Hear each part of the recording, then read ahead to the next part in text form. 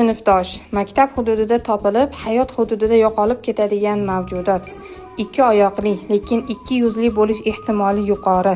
Sadoqat muddati esa atigi 11 yil bilan cheklangan. Ularning ba'zilari 3 harf, ba'zilari 4 harfdan iborat nomlar bilan chaqiriladi. Lekin baribir oxir kimida turkumiga kiradi.